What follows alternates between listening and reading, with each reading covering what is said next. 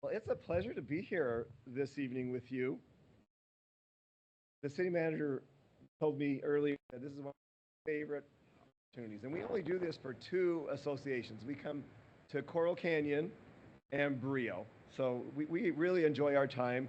So we've been asked to spend about 30 minutes giving some updates from our various roles.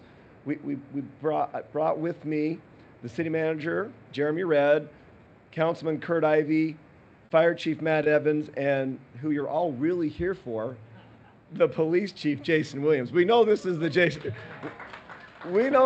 Chief Williams show, and we're just. So I'm happy to be his opening act. But we'll take about 30 minutes between the four of us, and then we'll take a few minutes at the end. I will. So Councilman Ivy is on the athletic board at Utah Tech, and Utah Tech plays against Utah Valley tonight at 7 o'clock. He has courtside seats. He won't be late, so I'm going to embarrass him just a little bit later. But if you see him sneak out, that's why, and I might join him there tonight too. So. Um, I wanted to start with just talking a little bit about community, and maybe a little different than how you've seen me in the last 3 years since I've been mayor. I wanted to talk a little bit more just on a personal, on a human level, because over my time, especially as I've transitioned from the council into being the mayor, I just have really valued the relationships and the friendships that we've been able to make, and a lot of that is because of your involvement and your care and concern for the city. So I want to talk a little bit about a couple that I'm quite certain you all know, but who unfortunately are not able to be here tonight. And I had a really good conversation with my dear friend Dick Saunders. You all know Dick and Laurie Saunders. One of the best things I did as mayor, and one of my duties is to make appointments. And so over 3 years ago, not quite four, there was a vacancy on the Washington City Power Board. And I had gotten to know, like many at the city, of the other elected folks there and administration, we've got to know Dick and Laurie because they come to almost every city council meeting. They sit in the same spot, and we kind of gauge the temperature about how we're doing as an elected body by if they're nodding this way or shaking this way. So we've got to be really close. As I got to know Dick, I recognized that he had an extensive background in wholesale power and just kind of the right kind of credentials that you want to contribute in a role like that. So he was gracious enough to accept a position on the power board. Well, a week or two ago, he reached out to Rick Hansen, who's the Washington City Power Director, indicating that he would, for personal and health reasons, would need to step back. And so I wrote him a letter, but then thought today that I should reach out to him. He's just been on my mind, and I said, how are you doing? Can you talk to me a little? And he said, Mayor, I want you to know that I've loved this opportunity to serve. He said, but I have some health issues that have come up. And I expressed my sadness to hear that. But I'll tell you, he could not say enough good things about the Coral Canyon community.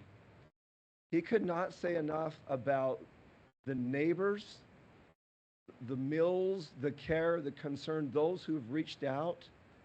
And he just says, I'm just enjoying every moment. He said, in fact, right now, I'm just sitting outside enjoying this beautiful Washington weather.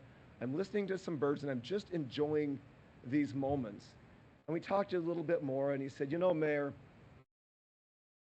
I'm going to be going through some treatments, and I'm not sure how I'm going to hold up. He said, but I just want you to know that I am willing to serve to the extent that I possibly can. And I said, I would really appreciate that. You let me know when that point comes, when a replacement needs to happen.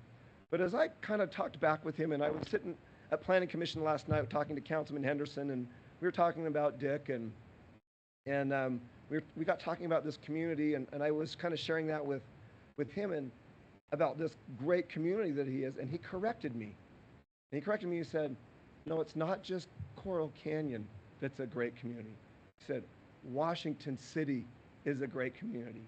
And I just felt so upheld, if that's the right term, so supported and so grateful that he and you collectively feel a part of this amazing city and these amazing things that we're doing.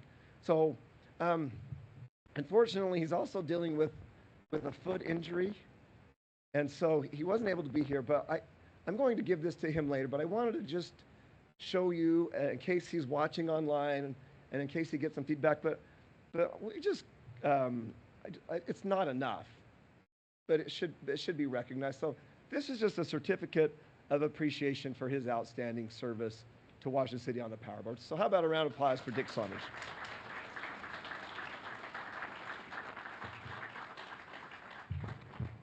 Okay, I'll move quickly on just a few items. February, the last council meeting, I read a proclamation proclaiming February as Heart Health Awareness Month, and that came as a result of an incident that happened near my home in the Washington Fields. There's a church building there where there's a basketball court, and the congregations gather and they have the men play basketball. Well, about 5 minutes into one of these basketball games, a gentleman by the name of Cameron Wilford, you may have seen this on the news, but he fell. He had sudden cardiac arrest, what they call like a widowmaker. That left artery just completely collapsed. He fell. And the other players there, none of them were medical professionals or really even trained in the medical profession. But what they did saved his life. It took them, I think, a minute to realize what was happening, and they quickly administered a blessing. This happened in a church, and then they moved right into chest compressions and breaths. They administered CPR. Now you can imagine what his wife was thinking while she's sitting there kind of on the sideline, who accompanied him to watch the basketball game. Apparently, when it happens on the left side of the heart, that means that kind of the torso up is where the blood flow stops. So while these brothers, again, not medical professionals, are performing CPR to the best of their untrained ability, he is turning blue and purple and black, and everybody's watching. Now, one thing you may know, and Chief Evans can probably talk a little bit more about this, but 80% of our fire department calls are medical. You think firefighters, you think it's, houses on fire or a car crash, but 80% of those calls are medical. And in fact, and Chief Evans will correct me if I'm wrong, but our firefighters are at a minimum advanced EMT and mostly paramedic. Our paramedics arrived quickly. They're the ones that administered the additional professional life-saving treatment. They Gold Cross then transported him to the hospital. He had the surgery. He spent 2 nights in the hospital, and he's alive and well. And what was cool at that last city council meeting, he didn't know those individuals, those community neighbors that saved his life. In fact, he couldn't remember anything about the night. So what we had set up was for him to be there and then to call up 4 of the 5 individuals and the firefighters who were there. And then he was able to just share a few remarks. And the one remark that he said that hit me most, he said this. He said, and he looked over to these just average, everyday people like all of us. And he said, I want to thank you from the bottom of my heart, which is beating today because of you. So just a round of applause for our great neighbors and firefighters.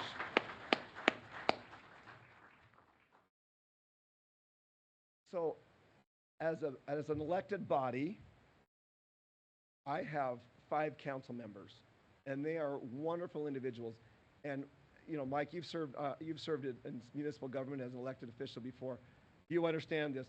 There are a number of areas of concern, of areas of interest that make a city operate. The two that I tend to spend my time the most on are water and economic development. I did have roads, which was regional planning of roads, and you know that we cut ribbons on the Main Street interchange off I-15 and the George Washington Boulevard interchange off of SR7. So we got some really big road projects done. But I said, Councilman Ivy, I need your strong shoulders. I need your help. So I have turned over that assignment to Councilman Ivy. He has a number of assignments, but I want to tell you just one other assignment that he has, which is Legislative Policy Committee.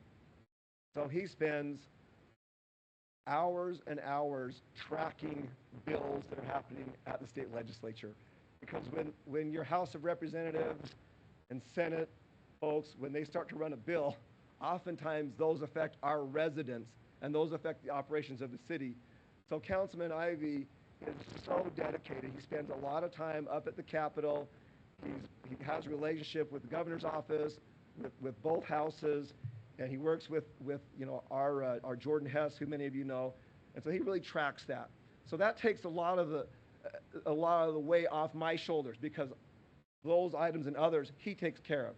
And then I think of like the power board, and there's Councilman Coates, and he chairs that power board, and he has a skill set in land use, and he does a wonderful job with that. And then I think of Councilman Henderson. Councilman Henderson's a builder by trade.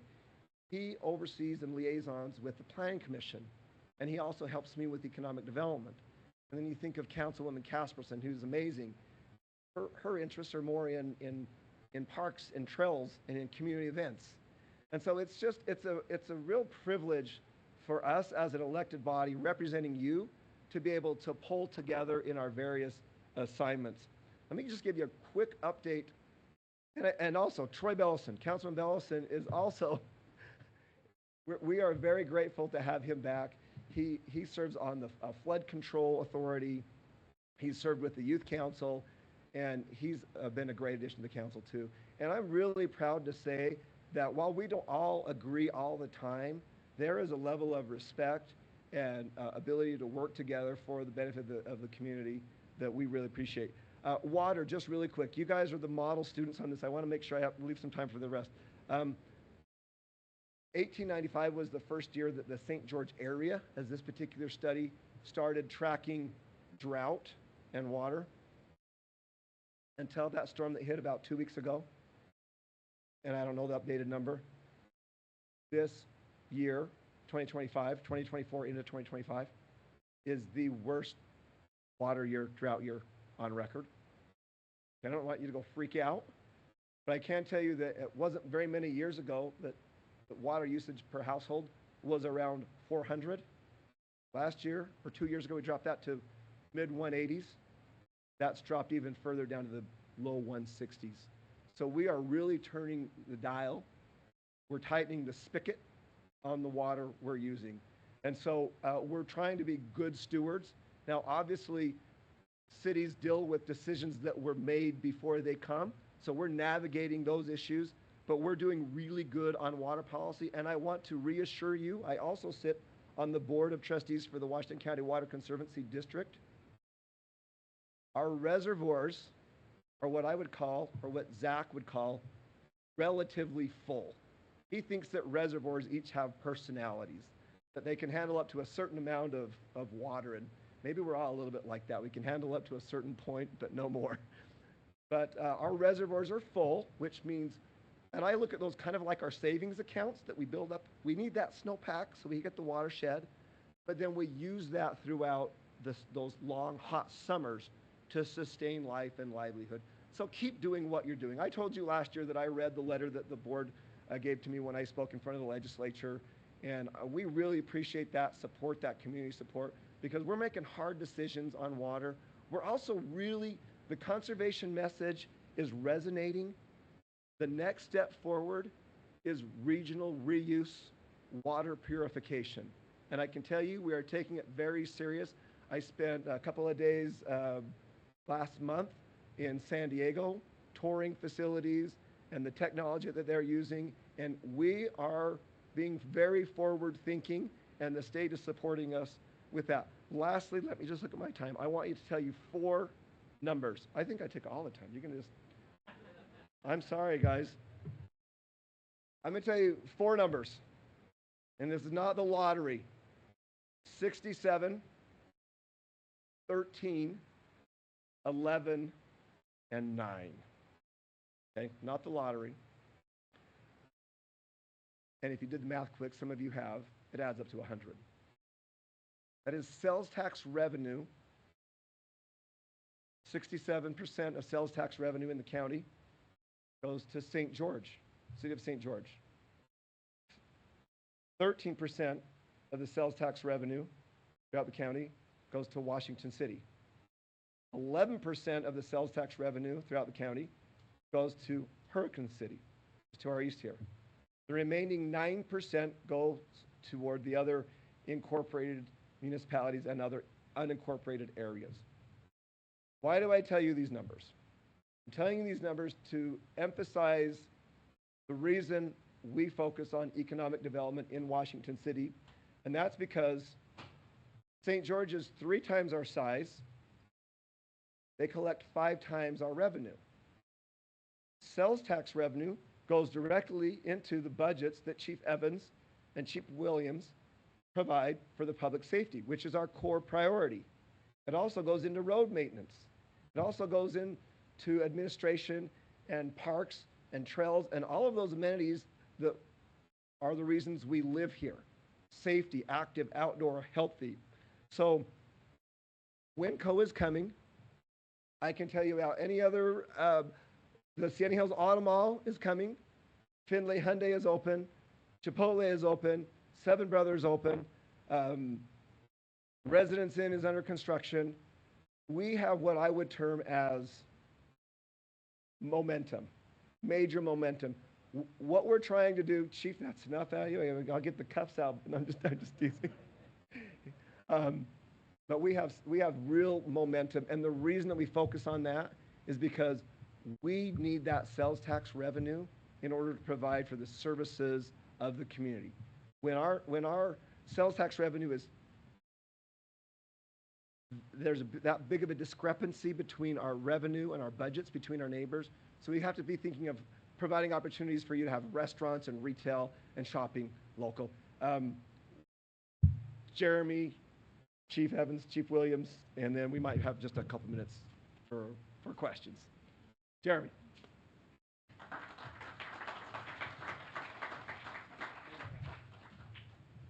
Thank you. Good evening. This is my 5th time coming to your Coral Canyon HOA meeting, and the mayor said I do enjoy it. I like coming to see people. I get sandwiched between the mayor, who's a great dynamic public speaker, and the police chief and the fire chief, who you really want to hear from. But I have some boring information that some of you may want. I won't take a lot of time, and then I'll try to sidestep most of your hard questions at the end. So just to let you know where we're at. We argue a lot over our population in Washington City, and I argue with the different department heads, but I will tell you we're up to what I call a service population of about 45,000 residents, and that's when everybody's here and all the Airbnbs and the hotels are full and all your families are coming to visit you on a President's Day weekend.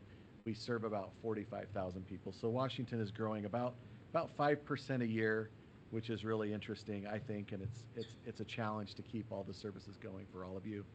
A couple of things that are of interest to you. We have some new parks that have opened. I think a lot of you have been to the new Dogtown Park. How many of you have been there that have dogs? That we've doubled the size of that park. So if you haven't been there in a while, it's pretty impressive. They now have an area for the small dogs that's separate from the big dogs, which is quite nice. I take my dog there, but he's kind of terrible, and so I haven't spent enough time to really train him to be around the other dogs and be nice, and so I go there occasionally. Some other things that we have going on, and some of you have been involved in this and really helpful to the city, but we're putting in the new pickleball courts at Heritage Park in Coral Canyon. So I know 5 years ago, 4 years ago, 3 years ago when I came, that's what everybody wanted to talk about. When do we get more pickleball courts? And your group, some of your residents have worked with Coal West and the city, and that money will be deposited into our account, and we'll start building those courts. So that's a positive thing for Coral Canyon. There you go. So I did get a couple of questions that I want to answer before I get too far along. And some of those had to do with streets. So let me see. Amy forwarded me these questions, and I appreciate those of you who gave them to us ahead of time. We had some questions about street signs, and I know we've replaced quite a few street signs in Coral Canyon, but the sun does a number on them, and now that we're 20 years in, some of them are hard to read. We replaced a lot of them that were really completely faded, and you couldn't read them at all. But we have increased our budget from $15,000 a year to $40,000 a year citywide just to replace street signs that are faded. So we'll continue doing that. They kind of go on a priority system. Like I said, the ones that are completely unreadable get replaced first, and we'll work through that. So we are aware of that, and we're working on it. One other thing, we had a question about slurry seal. That's when we have the black seal that goes over the top of the roads. That really is meant to extend the life of the road. So it's not really it's a repair, but it's to extend the life, make those roads last longer before we have to completely replace them and tear them up. So we're looking probably 2 to 3 more years before a major slurry seal project in Coral Canyon, but that is slated for the next 2 to 3 years. The third question we got was about raising manholes during our crack seal project, and we are definitely trying to make strides when we do these slurry seals. It adds a couple of inches or an inch to the road. We're working to raise those manholes prior to those slurry seal projects. But if you have a couple or you have some that are really bad, we know that hasn't always been the case. Let us know so that we can address maybe individual issues. But going forward, as we raise those, they're not perfect. They'll never be perfect where those manholes are, but we want to raise them before the slurry seal project. So that's a plug for our email address. If any of you have ever used it, let us know at washingtoncity.org. It's a really good email address. My assistant answers every question that comes in there. She addresses those. She does a really good job taking care of things. So if you have a few of those manholes or any other real issue that you see in the community that's not HOA related, that's related to the city, let us know at washingtoncity.org is the place to go. A couple of other things, and we've addressed the trash issue. This is another thing that I talk about, or we get a question about every time I come. You happen to live, many of you, as you go up Telegraph and back down to the landfill. That's a really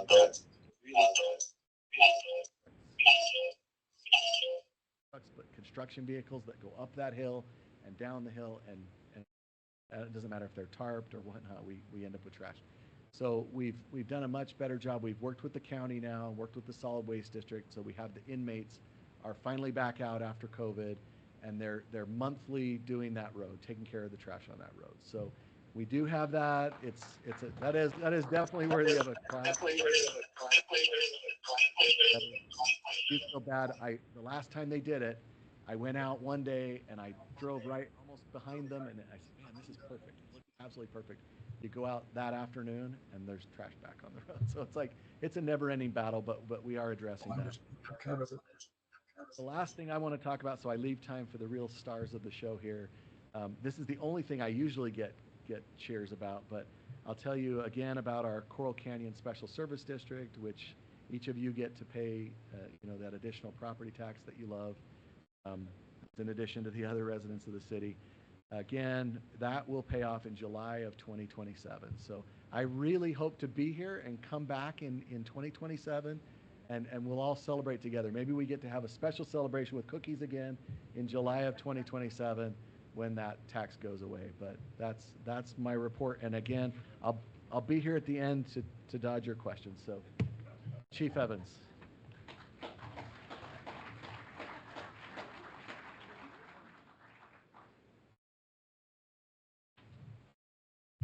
Well, good evening. What a happy group. Just a quick update as far as the fire department goes. Of course, y'all probably drive past your fire station regularly. You know, it's got a couple different numbers. We know that that's a joint station. You have a couple people in the station from Washington Fire Department and a couple there from Hurricane Fire District, and then they just operate as a crew. The mayor is 100% correct. It's quite a misnomer. We really should probably change the name of the fire service. Really, in the United States, it's not any different in Washington. Fire is really the small thing that we do. Most of it is medical related. And so that is along those lines. We'll give you that plug. When the story that the mayor shared, the only way that we're able to truly have that effect is if actually people will start things before we get there. If you think about an emergency, even right here, you know the fire station is just a couple of minutes around the corner. So it's going to take them a few minutes to get here. And so if somebody doesn't start something in that point of time, it only takes about 6 minutes. That's all we have without oxygen before we start to have some brain damage. It's irreversible. And after 10 minutes, there's really nothing that can happen. So we carry all kinds of monitors and all kinds of medications and all kinds of stuff that work really well, but they only work well if we help each other. And for the community that the mayor talked about, it takes some of that. The reason that we'll bring that up is we're always happy to house and provide that training. There's people on every day that are instructors, and we have the equipment, and we're happy to train and certify people as you come through. So that'd be something we'd be happy to schedule for. The only thing we charge is what they charge us. So we don't charge for the class. We only charge if you want a card. So the folks, the parent group, the American Heart Association, charges us for the card. And so if you want a card, then basically you pay for it as far as that goes. But as far as the training goes, as far as your department, your fire department is staffed by full-time and part-time. We have 28 full-time firefighters. As the mayor said, they're all at an advanced EMT or paramedic level. And the same with our part-timers. A good share, probably 3/4 of our part-time staff are full-time firefighters in another community or next door, because of course that works really well, the type of shift work that we do. So when we talk about the community, it absolutely is a different community. This is actually a city that people want to come and be a part of. It's a department people want to be a part of. That's because of all of you. People really enjoy working in this and being a part of. We appreciate all your support, and it makes my job a lot easier to get to reap those benefits of having people that want to work. Thanks very much, and I'll give you to the person that you really wanted to hear, the man with all the jokes.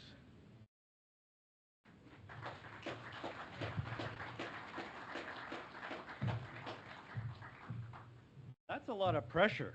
That is a lot of pressure. In case any of you dozed off, you're at the HOA meeting for Coral Canyon. No, you're not under arrest. But I wanted to share a couple things what we've been doing since last year. How many incidents do you think our police department went on last year? Just a guess. 500? 5,000? Over 12,000. We've been a little busy. No, for the city. Oh, yes. Shape up, or we'll ship you out. Sorry, I don't have direct numbers for your community, but yeah, you guys are a rowdy bunch out here. We're gonna tear down the firehouse and put a jail in. No, we've been busy. You may have seen us in the news a little bit too. Last July, we kind of got some sad incidents that we had to respond to. Late July, we responded to a homicide call involving their child, and 2 weeks after that, we responded to a second homicide at an apartment complex. One thing that I learned through those incidents is that, one, I've got incredible officers that work for Washington City. Two, no matter the amount of evil that's going to show up on our doorstep, we're ready and we're willing to defend it. So thank you very much for that. Aside from those calls, we handed out, this will be interesting for you too. We handed out 5,762 citations. That was a 56% increase from the following year. Sorry, the previous year. It's on the hot list. But we know, because of the growth that's happening, right? Jeremy talked about 45,000 people. A lot of drivers out there. Mayor talked about streets and budgeting and everything. Be patient when you drive around, please. Take your time, look around, enjoy your view. Watch out for other people, because there's bad drivers out there. Don't be one of them.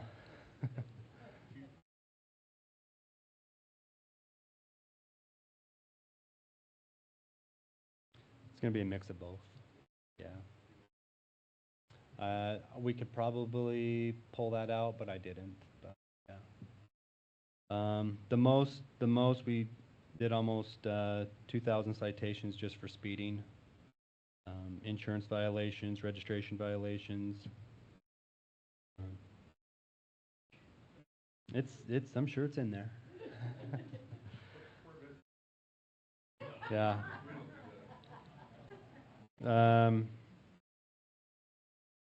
53 DUIs, 52 alcohol violations, 116 drug violations. Yeah, just busy, just busy. Property cases, we did 174 fraud and forgery cases, compared to the previous year was 167. 30 burglaries, that actually went down. 321 theft offenses, that also went down from the previous year. This went up. Traffic accidents, we had 629 traffic accidents compared to 533 traffic accidents. So, another thing that I wanted to share with you, let me get out of these stats, but one of the things that we're focused on a lot, we dedicate some resources to, but there's a drug problem. Not just Washington City, but overall there's a drug problem, and we have a great corridor right here that traffics everything. So I wanted to share with you kind of what our drug busts were. Jeremy doesn't like me talking about this because it kind of scares people, but if I can find where my, sorry, I left my office and I left my notes at the office. So I apologize having to look down at this iPad. So, I'm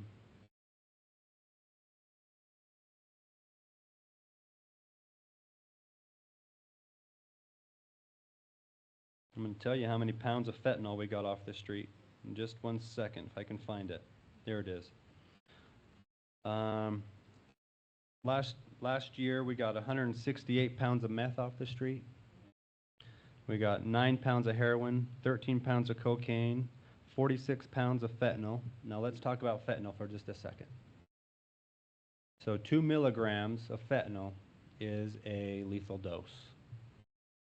46 pounds of fentanyl equates, I don't have the exact, I did on my paperwork, but it equates to over 20 million milligrams.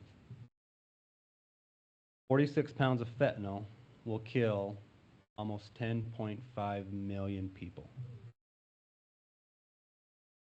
So we got that taken care of for you.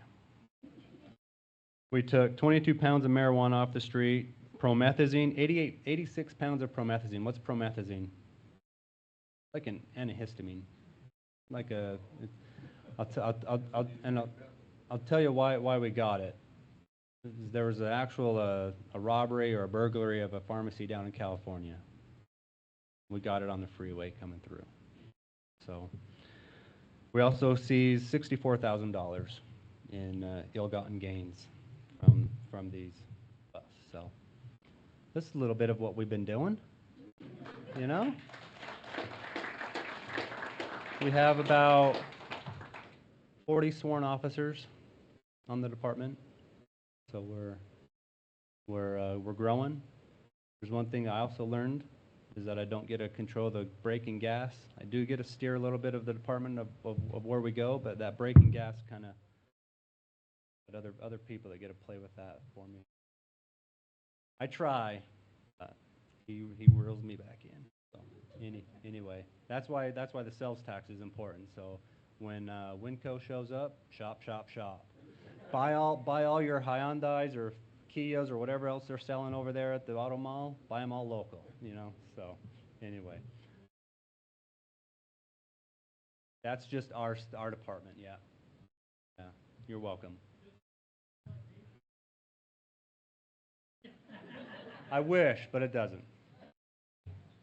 So yeah. Although if I do get 5 citations a month, I do get a toaster. But. Thank you.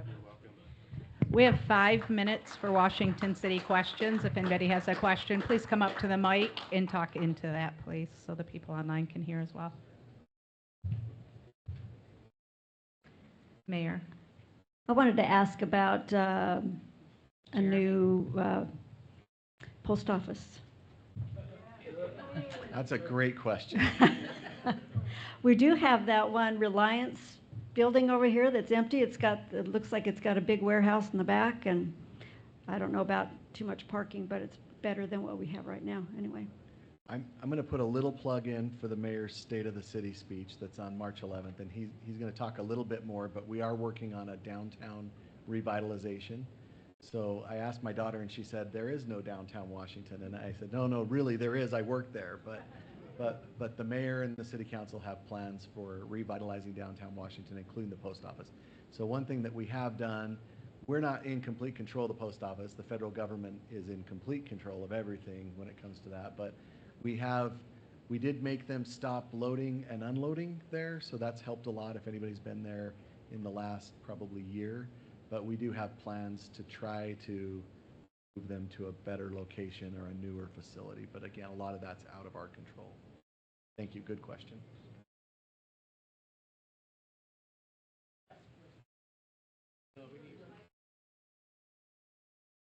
We have a police officer here if you don't follow the rules. This is not a free-for-all. I follow rules. I'm a little concerned. I've owned my property here. First of all, I'm a native Utahn, and I've owned my property here since 2007.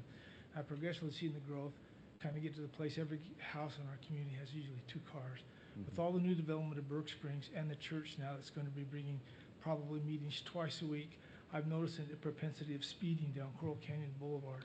And it's getting to the point now where it's tough to cross the street in the morning because of trucks and the speed at which people carry. Is it possible that you could entertain the probability of putting speed bumps along those corridors to slow the people down? We have a lot of elderly, obviously, that are turning back and forth. And a year ago, the person hit the big light post in front of the tree and on the corner of my home. And I just wonder if there's a possibility that we could think about something that's slowing everybody down because it's becoming a corridor to exit all those people with all those new houses. What's your name, sir? I'm Lanny Nelson. Lanny, okay. Thank you, Lanny. No, those are really good questions. We have a blessing and a curse when it comes to growth, and I think you see it in water, you see it in all of the different issues that we run into. The thing that is driving our community and helping us and paying for officers and paying for the things that we need is the growth, but it comes with a lot of problems, including water, including traffic.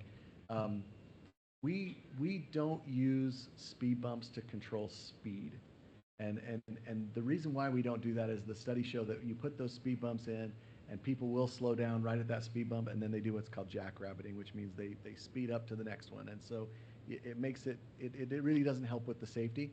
But we are looking at a lot of different areas and things that we can do to try to help with speed in different places. We've looked at, we'll bring the speed trailers out. Those help for a limited amount of time, but then if you leave them there too long, people start ignoring them. We've looked at different signage and different ways that we can stripe roads. The biggest problem that you have with streets and street design is that you can put whatever speed limit sign you want up, but if somebody comes along and it feels like a 50-mile-an-hour wide road, they'll go 50 miles an hour on that road, and Chief Williams can help you understand that. So we can sit out there and write tickets all day, but what we want to do is change behavior. So we're looking at a lot of different ways that we can do that, and that is a common concern that we get all over our city. You know, as the city grows, we have more and more traffic, and it feels like we're trying to play catch up a little bit with some of that traffic, but yes, we're constantly looking at that. Chief Williams will take notes, and he'll make sure that Coral Canyon Boulevard gets looked at for enforcement, so we can raise those tickets from 2,000 speeding tickets and add another 100 on Coral Canyon Boulevard. Okay. But thank you. We will look at what we can do in those areas to address speeding. What we'd like people to do is slow down. We don't want to write tickets. Yes.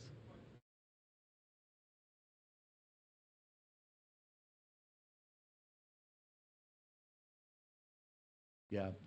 Everywhere in Washington City is 25 unless it's posted more. So you can assume it's 25. If you don't know how fast you should be going, assume 25 unless people are just honking behind you, and then we'll go there. But I echo what was said earlier. If I see way too many accidents, and way too many of them are when you're trying to turn left at a light, and you have that blinking yellow light, and you're trying to make it, and somebody else is trying to make it on the yellow. That's where those really dangerous accidents happen. Everybody's just going too fast. They're trying to be in too big of a hurry. I echo the sentiment. If we can slow down, pay a little more attention, I think we'll all be a little bit safer. We probably have time for one more question. And I just have a comment for getting more sales tax. Boring, I know. You hear this from me every time. Trader Joe's. Okay, thank you.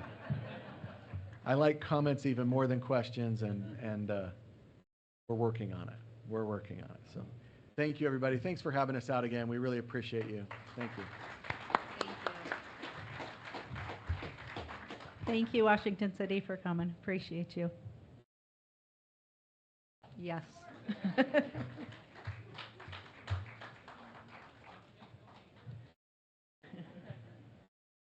Okay, next we have a Greek Orthodox Church update. Father Mikal, come on up.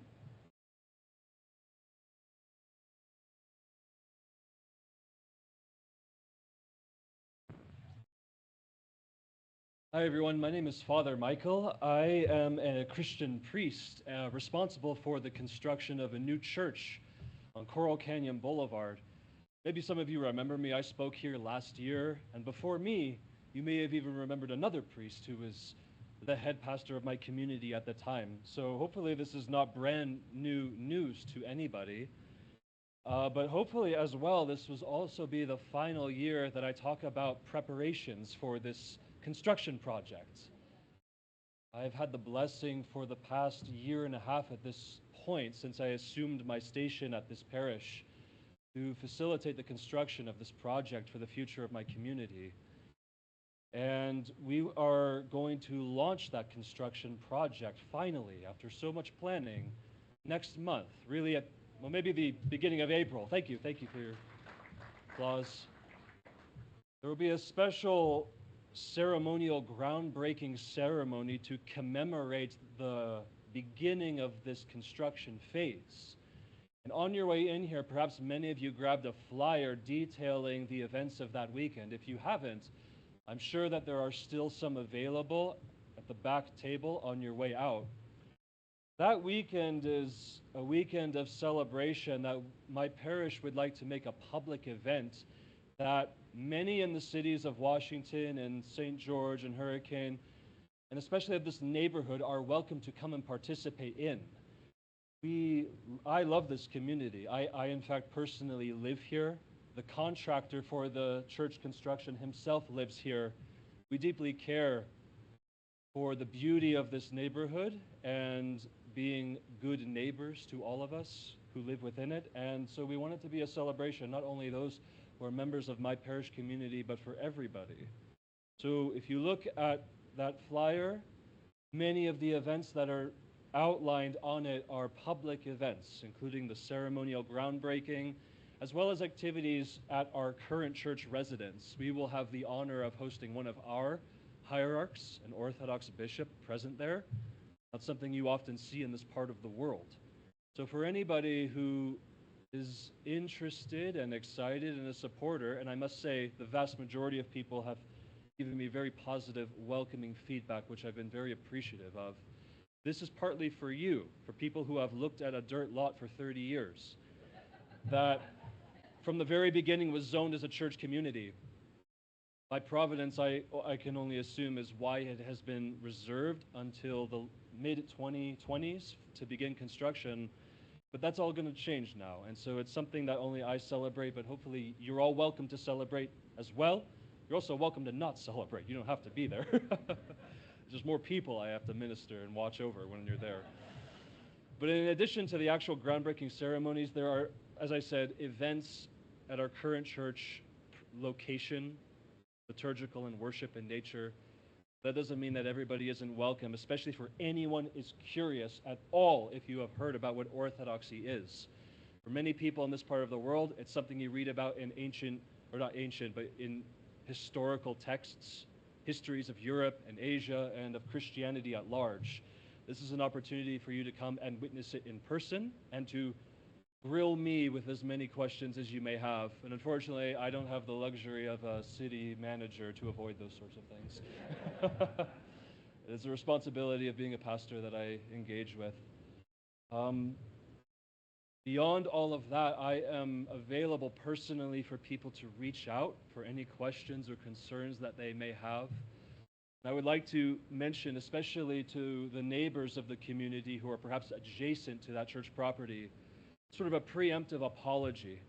I understand that construction is a burden for everybody. Believe me, I've lived near construction projects before. I understand. And I do apologize for whatever inconvenience or grievance that it possibly could inflict on anybody. You have my sympathy and my understanding, and I vow to be a good neighbor to all of you. That is a Christian responsibility.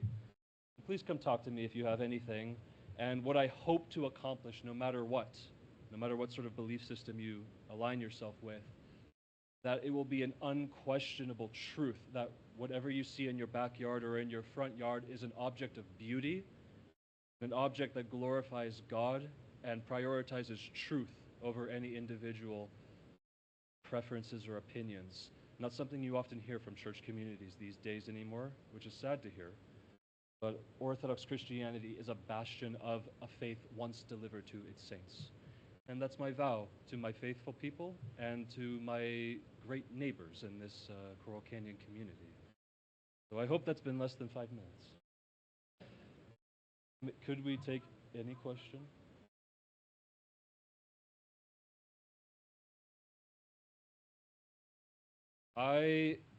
No, please, no, not a couple of years. I hope maximum a year, roughly. I can't afford, for a variety of reasons, to delay this thing and make it a 5-year-long project. I have an invested interest in being in there. For those who don't know, we lease out of a storefront property right now. My church is a mission community. It's relatively young here, though Orthodoxy is anything but young. And I would love to be in here as soon as possible. We might even be in there before it's officially completed because we are anxious to be a part of our home. Currently, 70 people, not a giant church at all. As I said, it's a mission community. But for anyone who has any insight on Orthodoxy in America, for as long as it's been a minority division of the Christian faith in the few hundred years that people have occupied North America, one of the largest growing Christian groups out there right now. And thankfully, we actually have something to thank the internet for. Because of that, people are actually becoming aware of apostolic, faithful, historically grounded Christian doctrine and theology. And because of that, all of the Orthodox churches in America are really exploding right now. And the numbers across all the boards of my parish are bigger than they've ever been before, and they show every sign of increasing. So there's something That the apostolic faith of Christianity is connecting with a lot of people out there, and I'm delighted because of that. So this is a church building that ideally should be able to occupy roughly 400 people. So we've got a lot of work for me to do, but the Lord himself declared that the field is white for harvest. And modern secular America is a perfect harvest for that. Are there any other comments before I'm pushed off the stage? Yeah, there's great Greek food there too. Yeah. Thank you. Thank you, Father.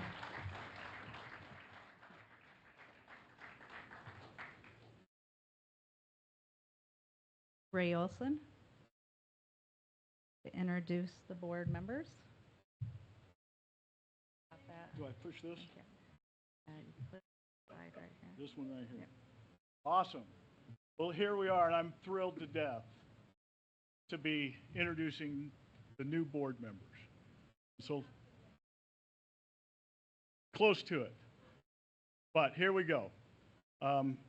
Everyone probably already knows this, but Bill Starks and I are both termed out after our 3-year term. And so Mike Bowis, Elon Shannon, Mark Law, and our new incoming, Jeff Carson. And unfortunately, Paula had something she just had to go to tonight, but Paula Brandon is our 5th member. So we are excited. We are excited about that. I also want to introduce Allison. She, thank goodness, never goes away. She's an officer of the board, and we get to keep her.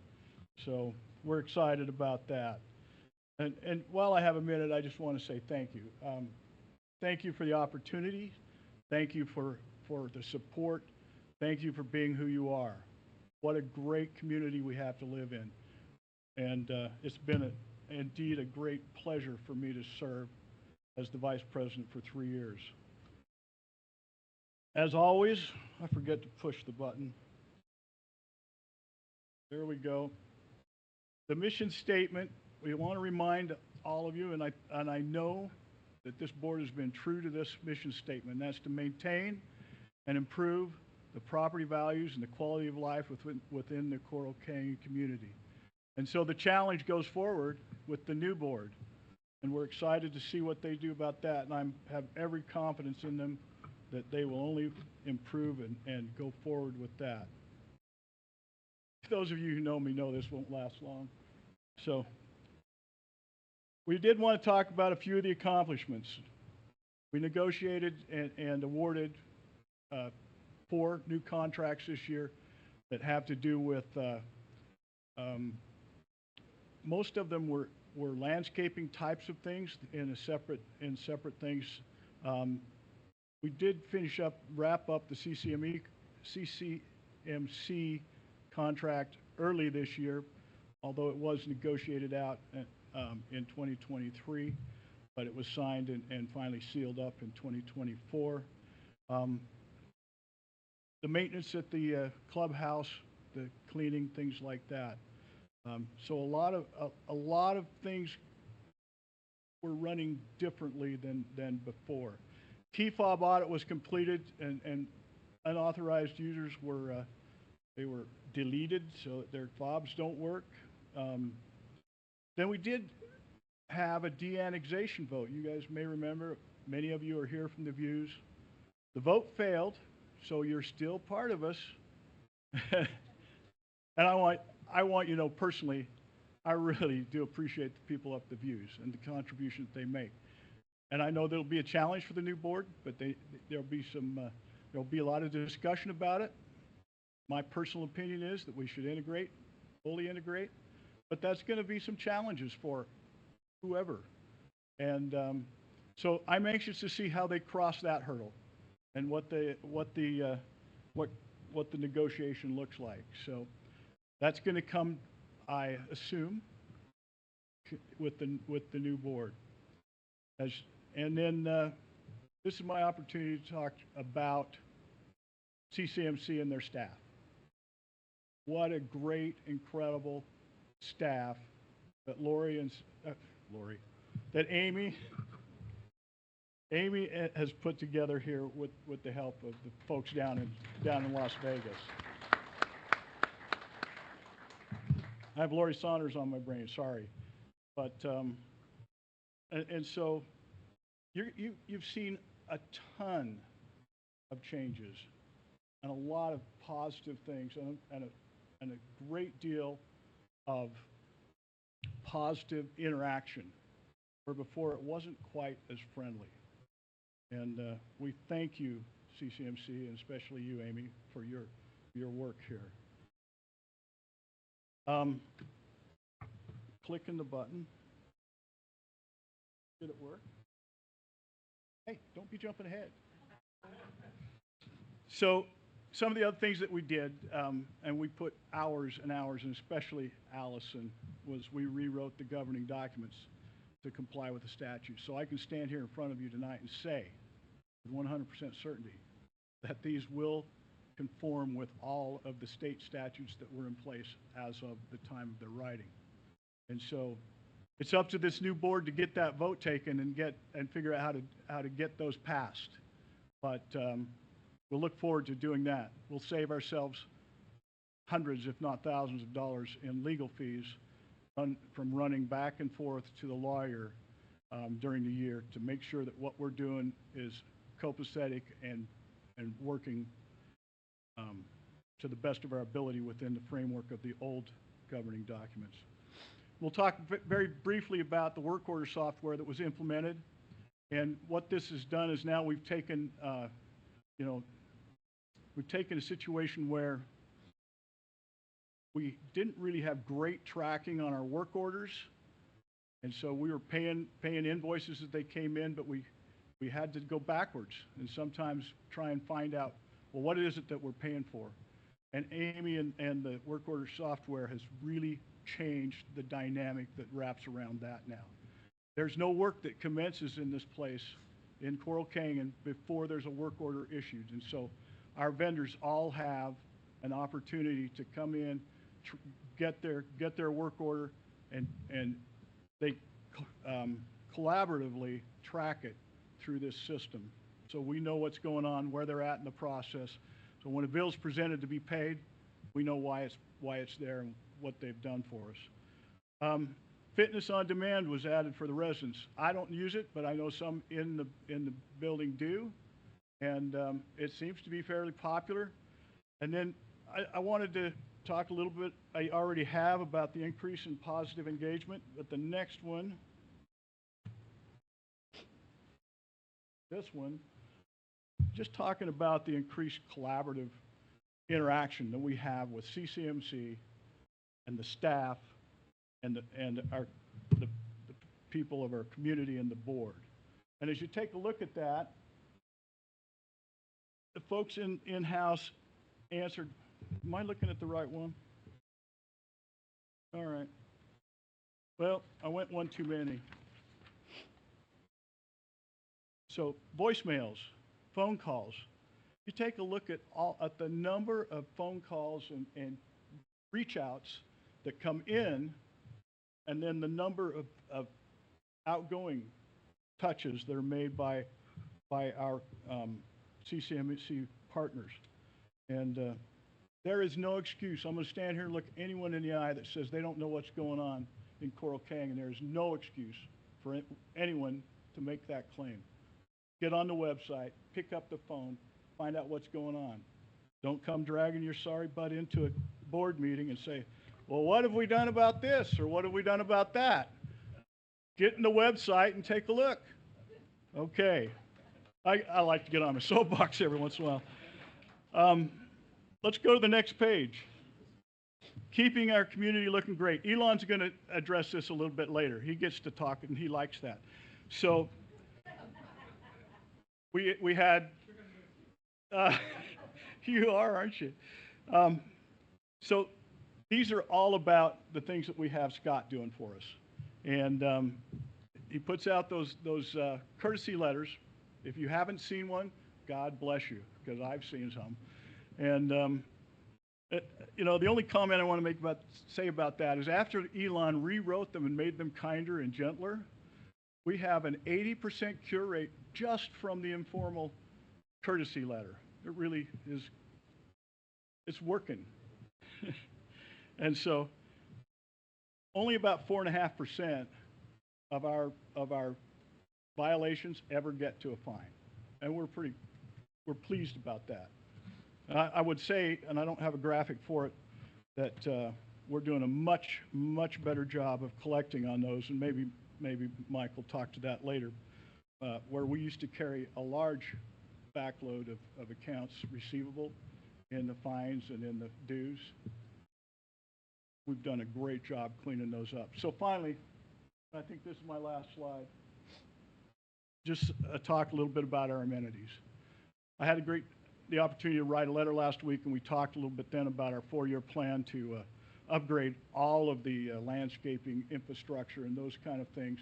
And so this graphic doesn't really address that, but we have gotten started on that.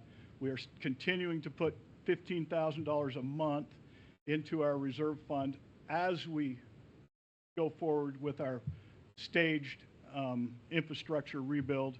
And so what you're seeing here is some of the bills and things that we've spent, some of the expenses we've had this year on repairs and updates. Clubhouse was a big one. You see for a fact that, you know, we put new flooring, and we had the pool resurfaced. We had some water issues. We rebuilt the door that was letting water into the backside in the conference room there. There were a lot of positive changes that we made just to the clubhouse alone. Town center right here, just down this street, we had a few things that we needed to do there, mostly having to do with security of it, because for those of you that don't know, Coral Canyon, our HOA, owns the town center, which includes the pickleball courts, the bathrooms, and the useless water feature over there. And so it's our responsibility to be responsible in our stewardship of what happens over there. And we have worked out a deal with the town center community over here that the folks there can use it for sharing some expenses and things like that. And that'll go forward with the new board, and they'll have their option to modify it or keep it or change it. But it is ours. We own it. If you want to play pickleball over there, then march on over and play, because it belongs to us. The Views had some expenses this year, even with their fresh infrastructure. They're having struggles up there, sometimes with their hot tub and their heaters, and some security issues up there that had to be taken care of. And finally, we'll talk a little bit toward the landscaping. This is just the beginning of a lot of expenses you're going to see on the landscaping side. But don't be alarmed. We've planned for it. And that concludes my presentation. So thank you. Thank you for allowing me to serve. Thank you, Ray. I'd like to introduce Rodney Cruz. A lot of you know Rodney, and he was appointed by the board to be the chair of the resident advisors. Well, good evening. Good evening, everyone. As Amy said, I am the new chair of the Resident Advisory Committee. Great honor. Thank you, board, for approving that and allowing me to take up. Though I can step into this position, into this role, I definitely cannot fill the shoes of the person that was the previous chair, and that's Lori Saunders. She's done an outstanding job, an absolutely outstanding job with this committee. One of the things that Ray just showed you was the board's intent to maintain communication and connection with all the homeowners throughout our community. The Resident Advisory Committee helps to make that happen. This way, you have people in your neighborhoods, your neighbors, people you know, that you can come to for information and to help with different concerns and different issues. They go to the board meeting, or at least to receive information for the board meeting if you're unable to attend. They may be tied to with the city council, what's going on in the neighborhood. And there's somebody you can come to if you don't want to go to the board, if you don't go to Amy or see it in the Chronicle. It's another communication avenue to find out what's going on in your community and perhaps get questions and concerns answered. So thank you very much, and my heartfelt thanks to Lori. Lori stood this up. This committee came to being about 4 or 5 years ago, and she stood this up out of just caring about the community. Between her and Dick Saunders, I'm telling you, they have just been outstanding. Coral Canyon is perhaps the best community I've ever lived in. People are friendly, people care, neighbors take care of each other, and they have been a big part of making this community, Coral Canyon, what it is today.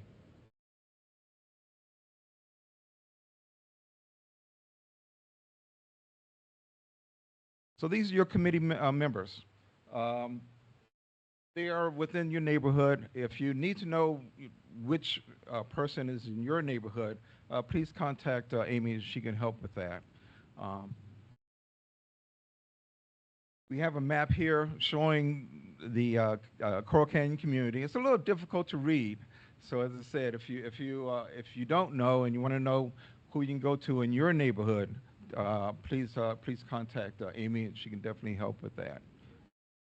It is in the Chronicle each month that comes out, and on the website. So so that is it for me. Thank you again for allowing me to be the chair. I'm looking forward to the work ahead. Thank you, and have a great evening. Thank you. Thank you. Are there any resident advisors that are here? Stand up so everybody can see you. Thank you.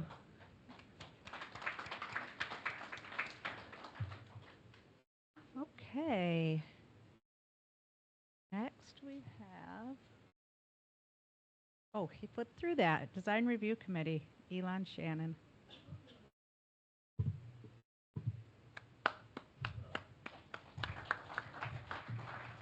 I haven't said anything yet. I hope the committee is here. Let me introduce the Design Review Committee members. Jeff Carson is right here. Do we have Karina anywhere? Karina's not here. How about Dixie? Oh, they're probably reviewing some house plans or something. I don't know. How many of you know what the DRC is, the Design Review Committee? Okay. So for those of you who don't, this is where the applications come in when people want to make changes, generally speaking, to the exterior of their homes, things that we can see, not stuff that we can't see in the backyard, okay? And we have guidelines that have been around here for over 20 years, which we expect everybody to follow. It's really interesting. The other day, you know, Parade of Homes is going on. The other day I went to a area in Tocqueville that has homes that are at least the same level of expense of value as the ones we have here. I couldn't believe how many infractions I saw. There would be infractions over here. You know, trash on the side, all kinds of stuff like that. You know, things. It really made me appreciate the fact that we try to abide by the rules and regulations that we have. So, I gotta figure out how to use this. Which button do I push? Back arrow? The one that's not working? No. Oh, okay. All right. So here's interesting. We've gotten, of all of the applications that we've gotten at the DRC last year, 95% were approved. Okay? So that's pretty darn good. And if you look at the kinds of requests that we have coming in, by far the biggest ones are, it's hard to read there, but the biggest ones are for landscaping. Okay? Landscaping changes, because that's what we see. And you probably are aware that Coral Canyon is a water-wise community. We probably use less water than almost any other community in the area. And the guidelines are specific to that. That's why we have a plant list. That's why we have all kinds of requirements relative to grass, so forth and so on. We also had an unusually high number of door requests this year. And the reason for that is that before we had the resident board, the previous board allowed all kinds of interesting colors to be painted. And if they approved it and somebody painted the color that was approved, we can't take that away. So we try to straighten out the books this year and make sure that anybody who doesn't have an approval on file relative to some of these paint colors which are not in compliance with our guidelines, at least was on record so we wouldn't keep bugging them. We also expanded the palette of colors to some degree for doors only. They're muted pastel earth kind of colors. I'm not a very good color person, just ask my wife.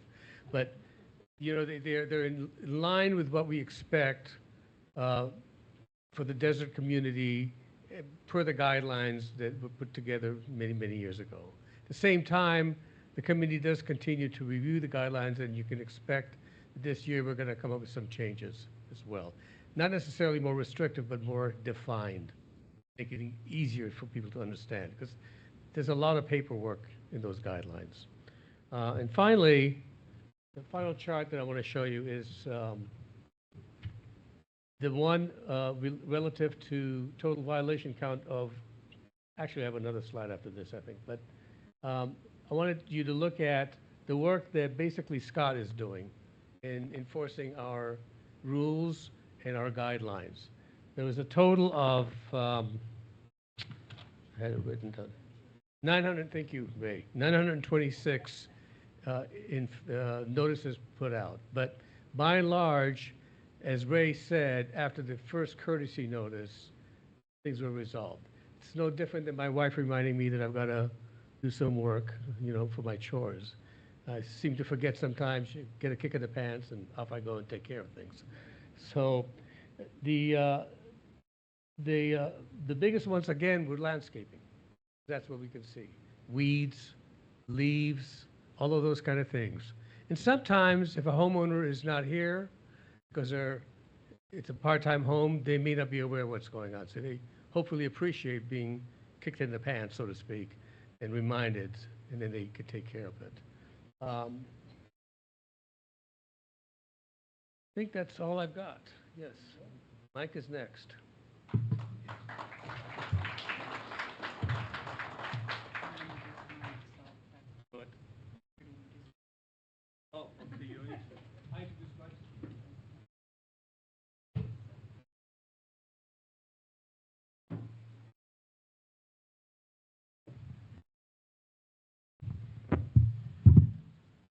After a 100-hour Corvette ride today, I'm not sure I can stand. I know. I'll try, but you guys are too fast.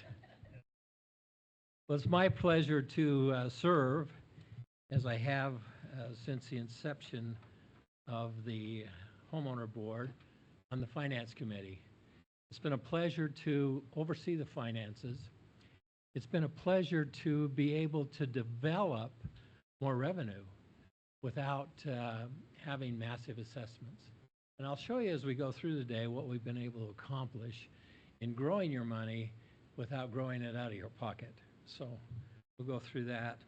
I first of all want to introduce my committee members if they're here. Brad Cabrera, there's Brad. Rodney, you've already met. Elaine Foster.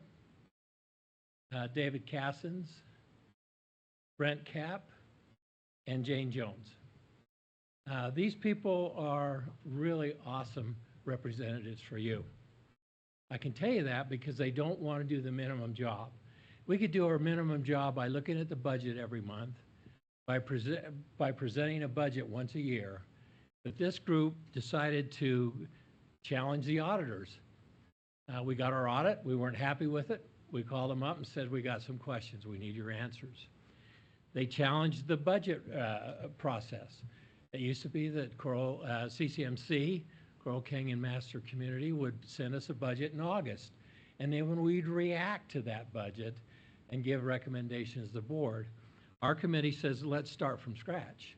Let's start in May and we'll go through every line item in the budget, both revenue and expenses. So I want to know that your budget was combed by representatives from you very thoroughly. And then we weren't happy with some of the information in our reserve account. So we called the reserve account, or the reserve agency, the ones that do the reserve study, and we got them on the screen and we met with them for an hour. So your committee is really serious about your taking care of your budget. I should have put that slide up. I want to go through the 2024 budget as well as the 2025 budget. The 2024 master budget called for an income of 1.194421. We're a big organization. We're over $1.2 million in revenue and expenses. Our expenses that year was $1,014,000. We put $180,000 in the reserve budget.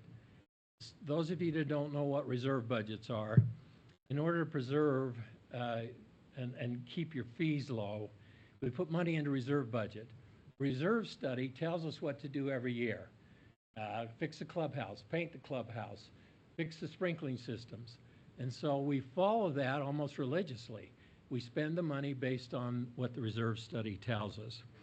And so we put $180,000 into the reserve account, and then we generated $21,000 in interest income, and our expenses were $82,000. The increase in reserves was $118,000, that's $727. Just to give you an idea about reserve accounts, when we took over, the budget for reserve accounts was a little over $1 million. Now it's at $1,376,000. We've accomplished that, I'll show you later, by making sure the percentage we were getting on those investments was sound. In fact, last year we got a notice from the IRS. For the first time we were making money, and we were making it off our interest. And so that was the good news and the bad news that came with that. Okay. Now the 2025 budget has jumped to $1,306,946. And many of you are saying, well, why did it jump so much? Well, there was a lot of deferred maintenance for 20 years. There were things that just weren't done. When we took over as a board, the first thing we were faced with was $360,000 worth of projected underground water system repairs. Then about a year later, we found out we had pocket parks. And we found out that those pocket parks were going to cost us another $350,000. So in addition to day-to-day maintenance, these big ticket items started hitting us. And so the reserve study, the reserve money allows us to take care of those things. The other thing that we did was a park study. We found out that we were deficit in maintaining our parks. We also, there's a 20-year water system that sits underneath us that breaks down every month. And most of you don't realize we have 24 miles worth of curb and gutter. Between the curb and the sidewalk, we own that, and we have to maintain that. What we found was there was a lot of dying plants. There were trees that were dying, and they just hadn't been replaced. And so I'm not trying to badmouth anyone, but under the builder board, there were so many things that just weren't taken care of. Now, the next slide is goes into the views budget. The 2024 views budget, as you can see there. Oh, I went the wrong way.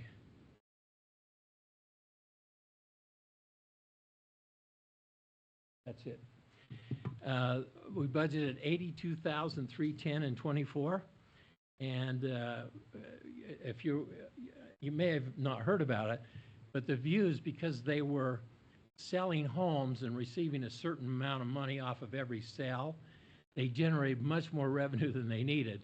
So we put into place a holiday, an assessment holiday of 50%.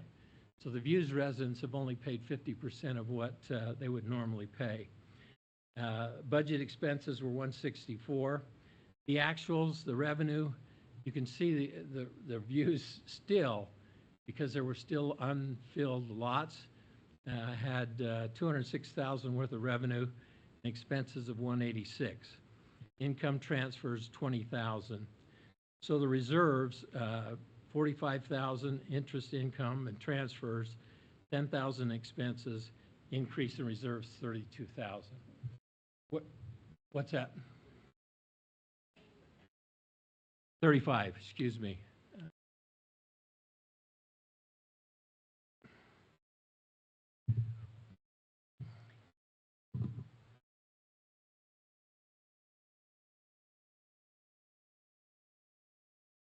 Now the 25 views budget, income is expected at 174.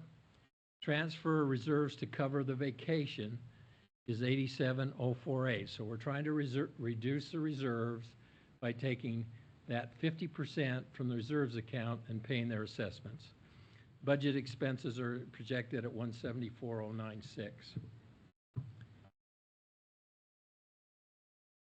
This is one of the things I'm pretty proud of. As we took over, what we found that a lot of our percentages that we got in CDs and money markets were in the 0 to 2.5 range. Over about 2-year period, we got even checking account up to 275. We got most of our other accounts up to 45, 36, or 526. So the percentage we're generating on your money has increased rapidly. And the more we can get off interest, the more we don't have to assess you for the reserve accounts. Why is the reserve so important?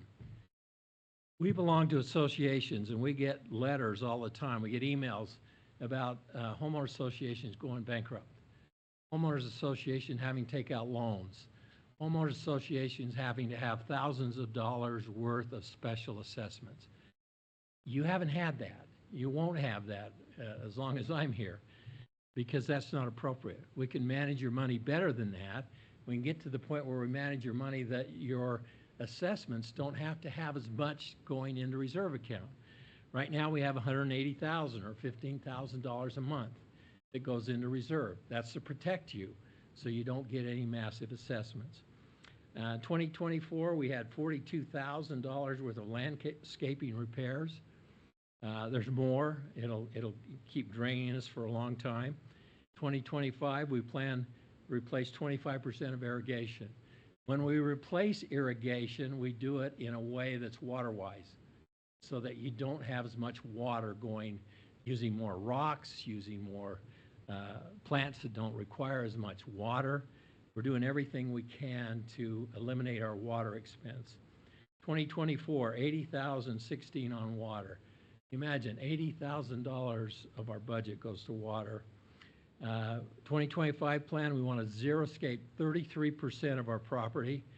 That's a cost $54,000, but the city is giving us a rebate of $25,000 when we do that. So, yeah, I think that's really good news, and it preserves your money.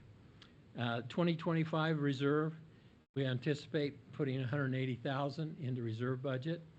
Anticipate expenses $208,192. And if you look at where we're at today in a reserve study or in the reserve account versus where we were in 1923, we've gained almost $138,000 in, 2023, where we were at in our reserve study. Oh, 2023, excuse me. And a lot of this is due to this 4-year plan that we have. What causes a budget increase? I think you know it's because it hits you at home. Inflation, general goods and service. We've watched our water bills go up 8.25%. We've watched every aspect of our budget, like chlorine and natural gas. All those things go up, and we, on a $1.2 million budget, it impacts you quite a bit. We review all those historic trends as we put the budget together and try and hit it as close as possible. And you could see how close we were. We come within $30,000 to $40,000 generally on a $1.2 million budget. So our revenue projections are correct, our expenses are correct as well. This is a slide that many of you look forward to each year. We call all the other associations in our area, we call Brio, Solis, Sun River, and Sunbrook. Those are our benchmarks. And we try and assess your assessment with the type of amenities that we have versus they have. And what we find is that you pay about $85 a month versus Sunbrook, which is $189. If any of you have been to Sunbrook, it's not a fantastic amenity. It's nice, but $189 versus $85, that's $100 more a month. The other thing that Ray referred to it a few minutes ago, we've been very aggressive at going after individuals that owe money, that haven't paid. Now, this is not one of you that forgets your quarterly assessment or your monthly assessment. These are people that are 3, 4 months, a year, and some of those get to be pretty high. And so we've developed a system where we send them a letter, we contact them by phone, we do whatever we can without getting aggressive. If we get no response, then we get, where our aggression gets a little bit heavier. We get our legal team involved and we go after that money. You can see the delinquencies in 2023 and what our delinquencies are now. So when you looked at the revenue, you said, you know, if you looked at it closely, you say, wow, your revenue is quite a bit more than you anticipated. We can't anticipate this. If we get 80,000 and get all the bills paid, we get 80,000 revenue. If nobody wants to pay us, we get 0 amount of revenue. So delinquencies are a big thing. I think the first couple of years we went after about $86,000 worth of deficits, and so they're coming down. Each year they're coming down. And so I want you to know that we're doing very, very well with your money. Yeah, thank you. I hope you have strong trust and faith with what we do. The board members, Ray and Elin and Mark, will attest the fact that I'm pretty aggressive when it comes to getting our interest in our reserve accounts. We get a report that looks like this every month. It's too busy to put up on the screen, but it shows what our reserve accounts looked like last month and what they look like this month. And what we're seeing is that they continue to go up. So without doing anything, your money is in banks generating interest, including your checking accounts, that normally you don't get any interest on your checking accounts. So it's our committee's goal and dedication, and I can say to you that we do everything we can to maximize your dollars and to keep them from going out and to keep a lot of interest coming in. So I thank you for the privilege that I've had to serve on the Finance Committee. It's been a real joy.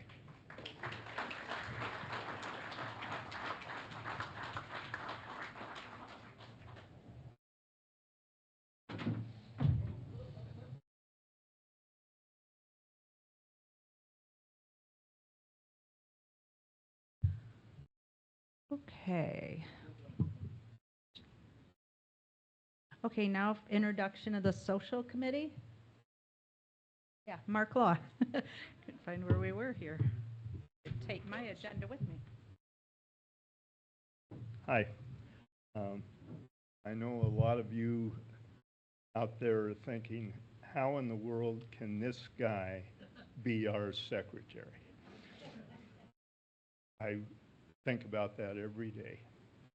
When I came on the board in April, the game of musical chairs where all the directors were going to reside, there was one seat left when I showed up, and that was the seat I got to sit in. And as terrifying as that seemed to be at the time, this position has turned out to be just great. I don't really have to do anything. Amy and the staff have the greatest system for recording the meetings and the videos. Everything's archived. They get it all together. They send it to me. I spend a couple hours reading and viewing it, and then I push that little button that says DocuSign. It becomes the permanent record, and what can I say? It's a good thing. One of the benefits or perks that's kind of been residing with the secretary's position is I'm kind of the liaison to the social committee. I didn't know this until I had been on the board for 4 months, but once I started to go to social committee meetings, they're actually kind of exciting. And my name was on the top of the slide, so I assume that meant that I could talk about myself. But I'm actually here to introduce who these people are that do all the work. And Paula Brandon's not here tonight. She called me a couple of weeks ago, and she said, "Mark, I'm not going to make it. I've got to go to a wedding." And for a minute, I thought, is she going to her own wedding? And she filled me in and said, "No, it's my niece's wedding, but I can't miss it." She is, am I not on the right slide here? Now we are. Paula has now become the newest member of the board of directors.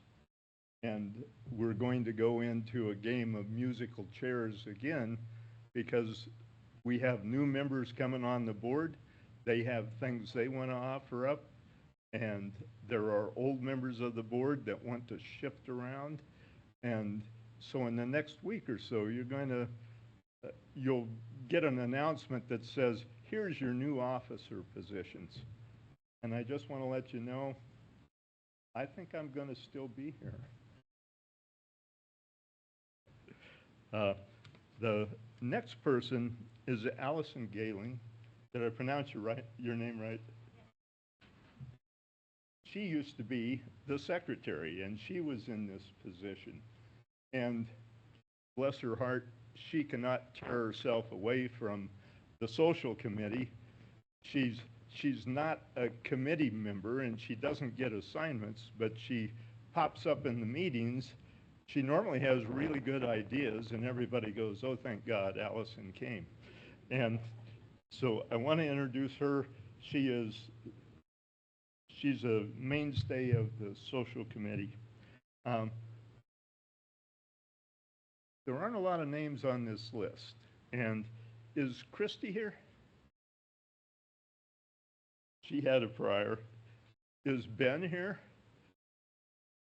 Ben.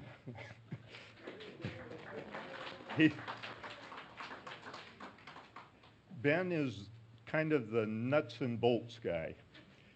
When we have an event and we need to figure out how to make it work, how to get it set up, and how to get it taken down, he seems to be the guy that we always go to. And I can't thank him enough. I've shown up at a couple of events, and he tells me where to go, and then I go do what he wants me to do. That's the whole committee. And I want people to think about that. I'm going to play some number games with you here. But before I do that, oops. Just one slide to the next, folks. Don't look for anything else. The purpose of the social committee, they have their own little mission statement, and it's to plan for and assist in implementing both traditional and new events to foster friendships and a sense of community. If I were God and could reinvent that mission statement, I would say, bring fun and enjoyment to the community, because that's what this committee is really doing for us. And they do it. Mike didn't mention this, but I think the budget for the social committee this year is about $27,000. And what you get for that money is 38 to 40 events that accommodate. Last year we had 1,724 participants in the 38 events that were scheduled. 5 of those events accounted for 620 people. The Fall Festival, the Fallapalooza, the Music in the Park events. Those are kind of big collectors. And that left us with 1,100 people that attended 33 events. So we're averaging just about 33 people per scheduled event. This is my recruitment speech. If anybody has ideas on how we can stimulate more participation in these kind of events, or have ideas about what might be a better event for us, my phone number is blazoned everywhere, and every director's phone number is blazoned everywhere. Send us an email, a text, give us your ideas. If there is someone out there that is desperate for some good social committee duties, bring your name to me, bring your name to Paula, bring your name to Allison, whoever you're very comfortable with, and we'll put you on the committee. When I look at the committee, it looks to me like it functions best with 5 to 7 people.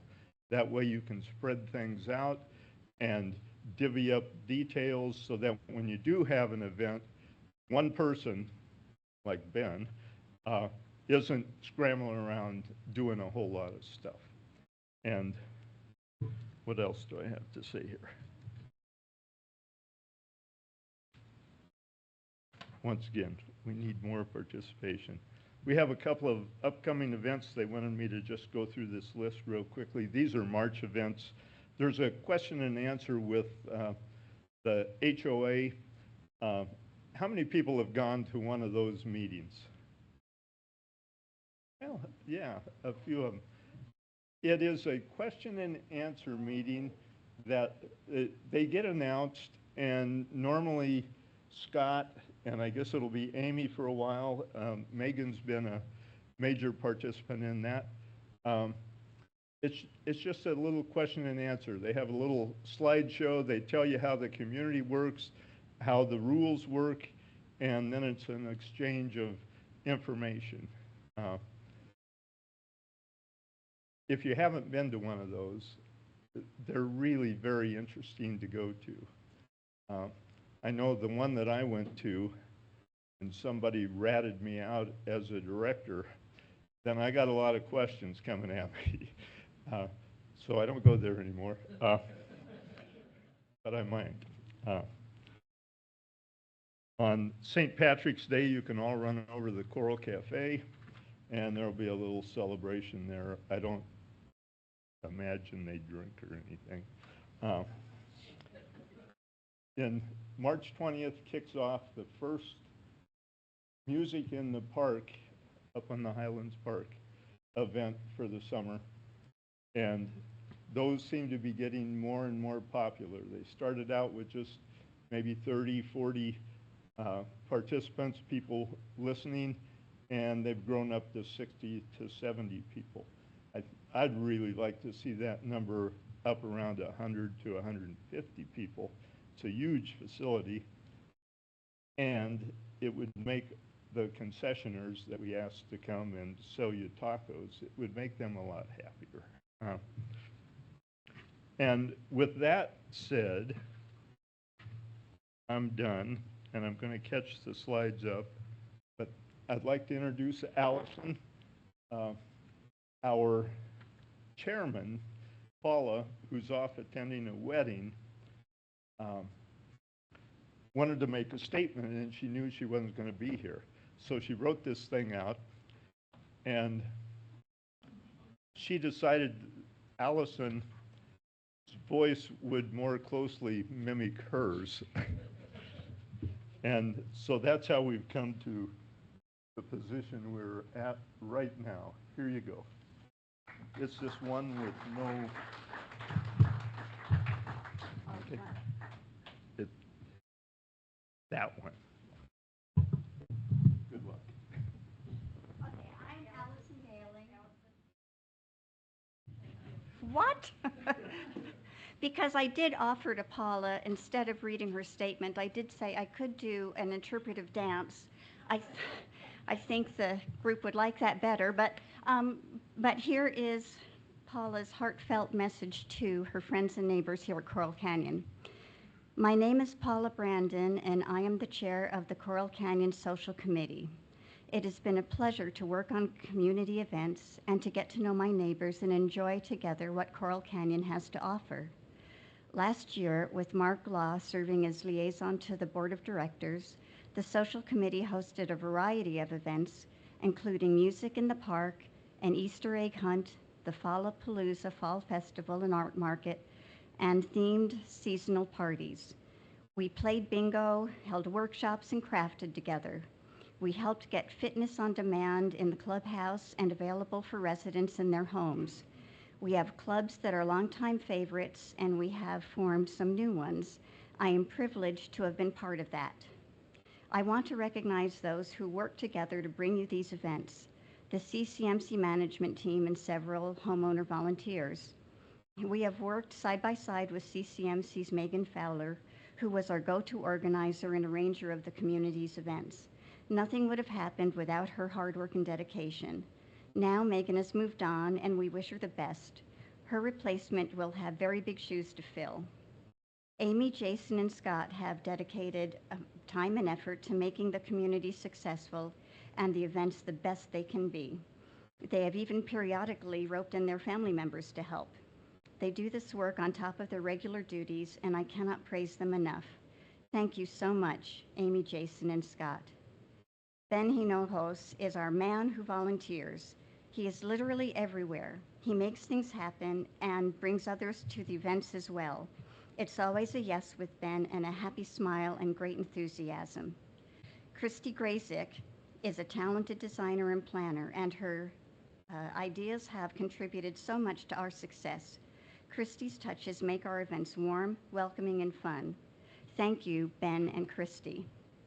Many people throughout the community have signed up and showed up to help with our events, especially last fall's Fallapalooza Festival. To everyone who contributed their time and talents, thank you. Our plans for 2025 are exciting. A country western night, visiting artists, a car show and derby, as well as many of your favorite events from past years. We are also excited about suggestions for new clubs, such as a book club, home repair club, and travel club, to name a few. With fitness on demand, more focus groups are possible, such as a stretch class, Tai Chi, meditation, and strength training.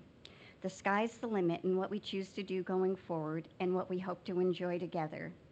I also want to recognize George Gailing, my husband, and the Community Service Committee for the important work they do for local causes. We hope to continue some of their projects moving forward. Thank you so much, George and team. To each of you Coral Canyon residents, thank you for joining our events, working, playing, and enjoying community with us. Please stay connected and stay tuned. Tell us your suggestions and interests. Watch for announcements in the Chronicle and at the clubhouse. Become a volunteer. Join the social committee to help us plan and implement future events. It will take only an hour or two of your time each month. We'd love to meet you. Not sure, but curious? Come check us out. Our next meeting will be held on Tuesday, March 4th at 2 p.m. at the clubhouse. Although I cannot be with you tonight, I am grateful for the opportunity to serve this community that has welcomed me so warmly. I look forward to seeing more of you this year and sharing interests and festivities. and bringing our community together in joy and laughter.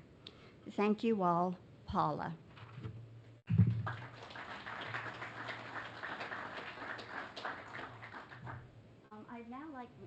I would now like to share with you the 2024 committee members for community service: George Galing, Susan Lanning, Ann McDougall, Diana Pierano, and Julie Tanner, and just share some of the work that they accomplished in the past year. There were identified opportunities for, here's their mission. Okay. Identify opportunities for Coral Canyon residents to contribute to the well-being of the broader Washington County community through various drives and service events. And as they envisioned this, I will say, the thought of community was not just what can we do within our 1,300 homes, but what can we do, cleanups along a telegraph, helping with other charitable organizations in the community, as you'll see. Clothing drives to benefit children who attend Coral Canyon Elementary. They assembled 800 meals for hundreds of needy kids for their weekends through Tan's Treats. They partnered with the Red Cross to install smoke detectors for low-income families, partnered with Habitat for Humanity to help build homes, a home in hurricane, and they collected school supplies. They do this every year for kids that go to the Coral Canyon Elementary. And I do want to say that there is an event coming up on March 27th, and that is to assemble food kits for children. It's at Tan's Treats event, Thursday, March 27th, around 5:30 p.m. It's, as the slide said, they did put 800 kits together. I've actually done it, and you have a bag and you go through the line. You go through the line, you put in the applesauce, the granola bars, the apple, everything. And after you turn in that bag, you go around again, and you do it 200 times, and you feel really great at the end of that time. So. Okay, the last slide I think I have is just to talk about the clubs, because in addition to events that the social committee helps to put on, we have clubs that people can attend that appeal to your various interests. So currently you can see the list of clubs that we have.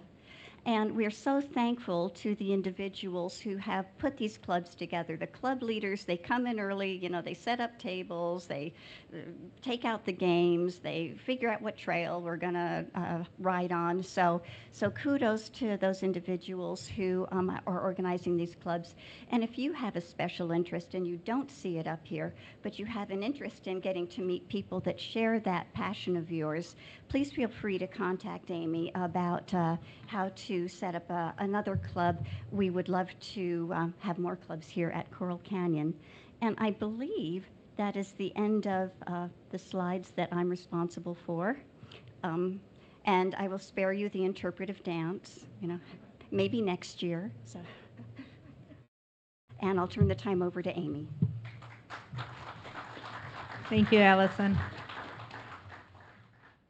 Okay, we have about 10 minutes for board questions. And it should relate to like 2024 accomplishments because we have a new board of directors. I just want to say thank you to the board of directors. I know I'm related to one, and I know how hard they work. But I have one more thing I just wanted to say. If you read the neighborhood letter, you should. Mark Law puts the most gorgeous pictures in there.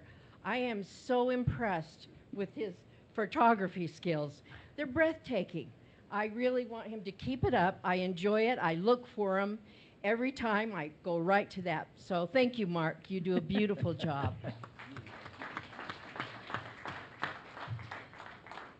Anything else? Oh, Julie?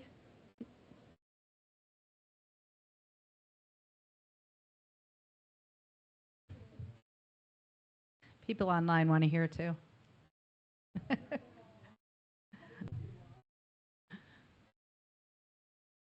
On Highland Parkway, there are a couple of signs that are behind plants that are growing up in front of them, so you can't see the 25-mile-an-hour speed limit. Oh, okay. So I wonder if people are making excuses because of that.